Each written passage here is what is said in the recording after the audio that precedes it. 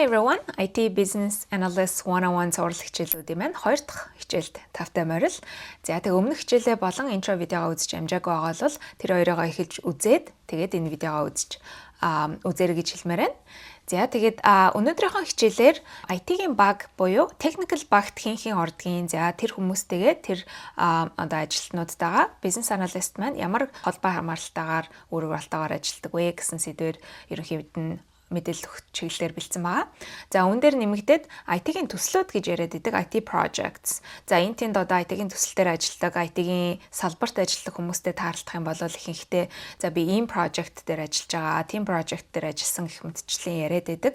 Тэгээ яг компани хариалдагдаж ажилладаг юм уу, эсвэл зөвхөн төсөлд амжаад ингэж явд юм уу гэд хүмүүс айгүй их асуугаад идэг. Тэн дээр бас нэг товчхон мэдээлэл өгье гэж бодож байгаа.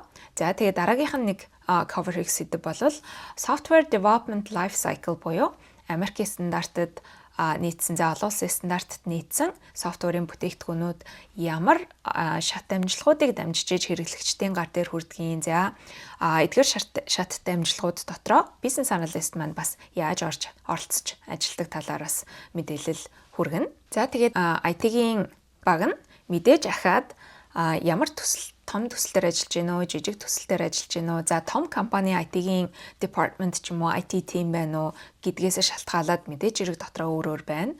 За жишээ нь хэм бол одоо миний ажиллаж байгаа төсөл project дээр 40-50 хүн ажилладаг. За тэр 40-50 хүн маань дотроо бас жижиг өөр юм жижиг багууд болоод ингээд өөр төслүүд дээр өөр жижиг project-ууд дээр ажиллаад явдаг. Тэгэхээр одоо IT-ийн багийн бүрэлдэхүүн маань 5 хүнч байж болно, 50 хүнч байж болно, за бараг 500 хүнч байж болно гэсэн үг. Гэхдээ яг дотроо мэдээч хэрэг ахаад ийм жижиг одоо sub teams гэх юм уу? Тиймэрхүү жижиг багуудад хуваарлагдаад ингээд хуваагдаад ажиллана. За хамгийн түрүүнд бол мэдээч хэрэг IT-ийн багийг software engineer буюу developer-гүйгээр төсөөлөх аргагүй. Тэгэхээр хамгийн түрүүнд бол манай developer-ууд орж ирж байна.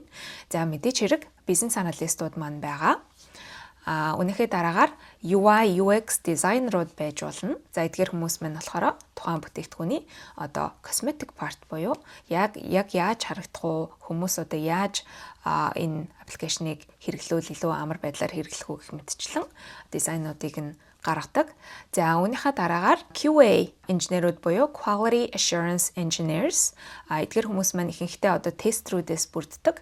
За тестрүүд маань девелоперуудынхаа гаргаж ирсэн аппликейшн за бичсэн кодыг яг шалгуурт requirement-д нийцсэн байдлаар гаргаж уу, энэ дээр өөр алдаатай зүйл гарч уу гэх мэтчлэн одоо тест хийж шалгадаг юм өөр уралтай хүмүүс байгаа. За эдгээр хүмүүстэйгээ IT business analyst за business analyst-ууд маань мэдээч хэрэг өмнөх хичээл дээр дурдсан клиентээс ирсэн мэдээллийгээ энэ хүмүүстэй хуваалцаж ярилцсан brainstorm хийн. За тэгээ эдгээр хүмүүсийн гаргаж ирсэн асуултууд за develop хийсэн бүтээгдэхүүнүүдийг буцаага клиенттай танилцуулдаг. За үүнээс гадна яг нэг бүрчлэн дэтэлчлээд ингээд хэлэх юм бол хамгийн түрүү мэдээж тухайн софтвер бүтээгдэхүүний UI UX design ихэнхдээ бол гараад явдаг. Яг дизайнинг одоо ажил нь төрүүлж ихэнхдээ явагддаг гэсэн үг. Тэгэхээр бизнес аналистууд маань дизайнерууд дээр очиод за иймэрхүү байдлаар ингэж одоо дизайныг гаргаж ингэж хийвэл зүгээр байна. За клиентууд маань иймэрхүү зүйл хийхийг хүсэж байгаа гэх мэтчлэн мэдээллүүдээ өгөөд UI дизайнерууд маань дизайнаа гаргаад буцаад гаргасан дизайнаа бизнес аналист маань клиентуудтай авч танилцах маягаар ингэж явагдана. За мэдээж хэрэг ахаад back and forth клиентаас авсан мэдээлэлээ ахиж одоо requirement-уудаа ахиж UI дизайнер дээр өгнө. UI дизайнер маань буцаагаад тухайн гаргаж ирсэн дизайнаа ахиж сайжруулна, өөрчлөн гэх мэтчлэн байдлаар явагддаг. За үүнийхээ дараагаар девелоперууд байна. Девелоперууд маань яг нөгөө код бичиж одоо software инженерүүд гэсэн үг шүү дээ. Эдгээр хүмүүс маань яг нөгөө тухайн аппликейшнаа код бичээд гаргаж ирнэ гэсэн үг. За ингэж явах явцдаа мэдээж хэрэг одоо ямар нэгэн functionality, ямар нэгэн функцүүд нь одоо бэлэн боллоо гэхэд ахаад business analyst дээрээ очиж өгөөд тухайн бэлэн болсон одоо зүйлсийг маань бизнес аналистууд нь очиж клиенттай танилцуулна гэд. Ерөнхийдөө бол яг л ингээд нэг бүрчлэн ажиллаж байгаа ч гэсэн ерөнхийдөө бол яг адилхан ийм флоутэй адилхан байдлаар ингэж үргэлжилж явагдана гэсэн үг. За тэгээд тестрүүдтэйгээ яаж одоо ямар харилцаатай хамааралтай ажилладаг вэ гэхээр мэдээч хэрэг functioning product гарсны дараагаар ямар нэгэн бүтээгдэхүүн, ямар нэгэн одоо screen, ямар нэгэн page бэлэн болсны дараагаар тестрүүд маань за UI part-ийнч тэр одоо user interface-ийнч тэр гаргаж ирсэн функцүүд, functionality-ийнч тэр шалгаж үздэг. За ингээд шалгаж явах явцдаа мэдээж девелоперууд руугаа хэрвээ буруу юм гарсан бол явуулна. За бизнес аналистууд нь бол ихэнхдээ тухайн тестрүүдэд яг одоо requirement нь юу вэ гэдгийг маш дэтейлчилсэн байдлаар, наривчилсан байдлаар одоо user story гэж хэлдэг. User story маягаар ингэж гаргаж өгнө. За user story нь юу гэсэн үг вэ гэхээр яг л тухайн нөгөө клиентаас авсан шаардлагуудыг илүү задлаад жижигчилсэн байдлаар одоо тестрүүд тест хийхэд маш одоо ойлгомжтой байдлаар за девелоперууд девелоп хийгээд кодо бичихэд ойлгомжтой яг юу хийх гээд байгаа вэ гэдэг дээрээ илүү наривчилсан мэдээлэл өгч байгаа ийм одоо requirement-ийг user story гэж нэрлэдэг байгаа. За user story-н дээрээ тулгуурлаад тестрүүд маань тухайн аппликейшнаа тест хийдэг. Тэгэхээр энэ үед бас л хоорондоо тестрүүдтэйгээ хоорондоо яг ингэж харилцаад юм асуух юм байвал асуугаад буцаагаад девелоперууд руугаа хэлэх юм байвал хэлээд ингэж ийм маягаар явагддаг. Тэгэхээр эдгээр зүйлсийн дараа ингээд харахад бизнес аналистууд маань нэлээ их нөгөө communication хийдэг ийм хүмүүс байгаа гэдгийг ойлгосон баг. Тэгэхээр бизнес аналист болох гэж байгаа, зорж байгаа хүмүүс байвал communication skill дээрээ зөвхөн одоо ярих skill биш, бичгийн англи хэл, за сонсох чадвараа бас давхар хөгжүүлээд явбал хэрэг болно гэсэн үг. За тэгээ бизнес аналист маань иймэрхүү байдлаар багийнхантайгаа харилцсан. Тэгээд бас түрүүн хэлсэн дахиад хэлье.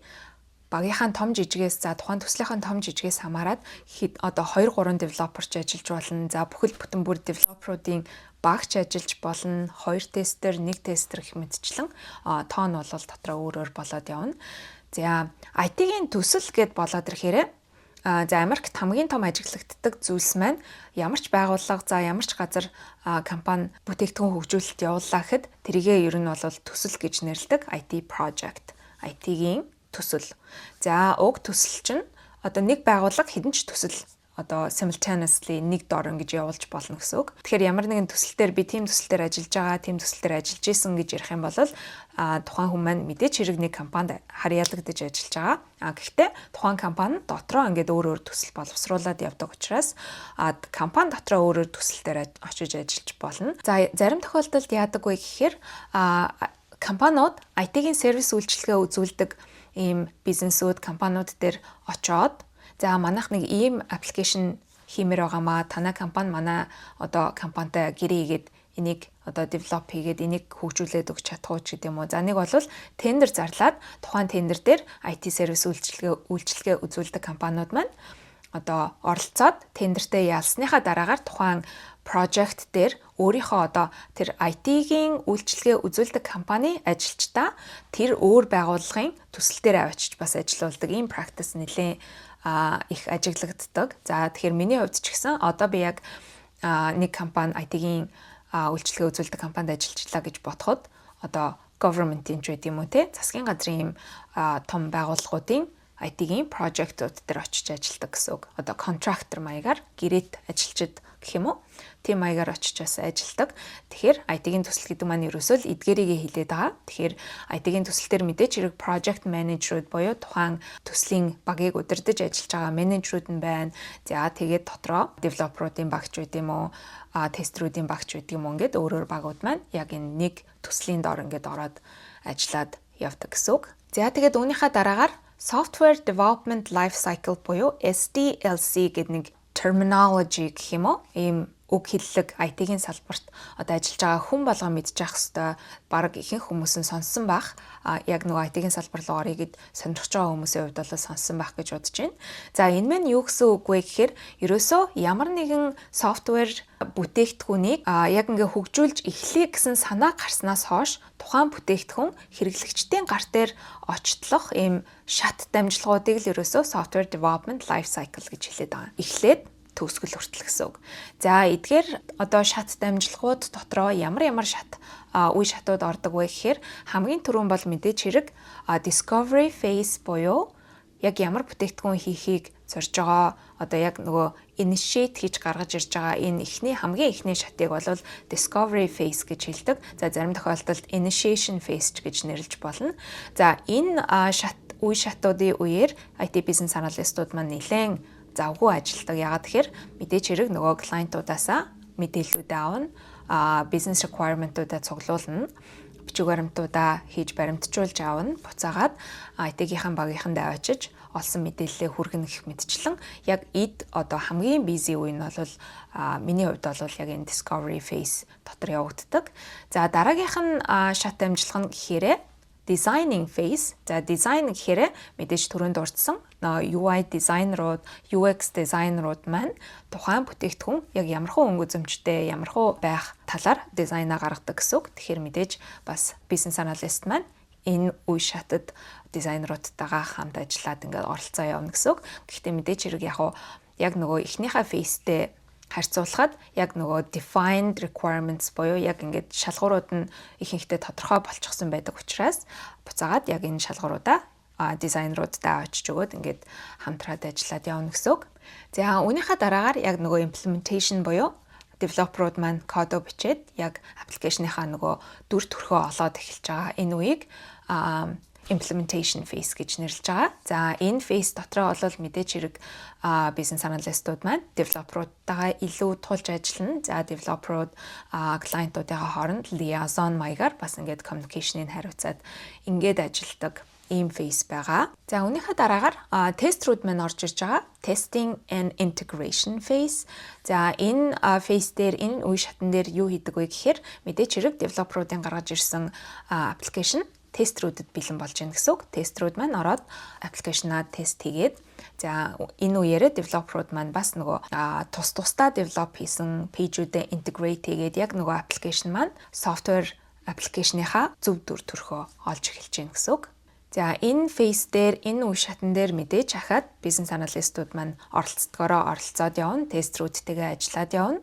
Буцаагаад бэлэн болсон зүйлсээ клиентуудтай танилцуулаад demonstrate хийх арга замаар ингээд танилцуулаад явна гэсэн үг. За тэгээд тестинг дуусны дараагаар мэдээж хэрэг application маань хэрэглэгчдтэй хүрэн deployment хийгдэн, production deployment гэж ярьдаг. Яг хэрэглээнд гаргаж ийн гэсэн үг.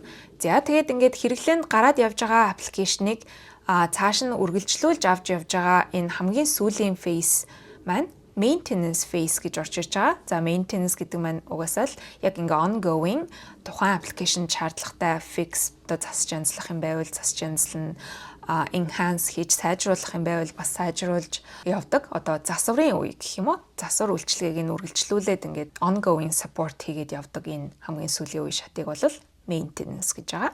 За maintenance шатн дээр бол бизнес аналистууд маань байж лана. Гэхдээ яг өмнөх шатуудаа бодвол арай жоохон илүү бага оролцоотойгоор оролцоод явж идэг гэсэн үг. За тэгээ өнөөдрийн бэлдсэн сэдвүүд маань ерөнхийдөө иймэрхүү байлаа. Тэгээд аль болох хүн болгонд ойлгомжтой байх үүднээс нэлээд high level бас тайлбарлаад явж байгаа гэдгийг ойлгож байгаах гэж бодож байна. Тэгээ мэдээж хэрэг асуулт байгаа бол доор комментээр үлдээгээрэй.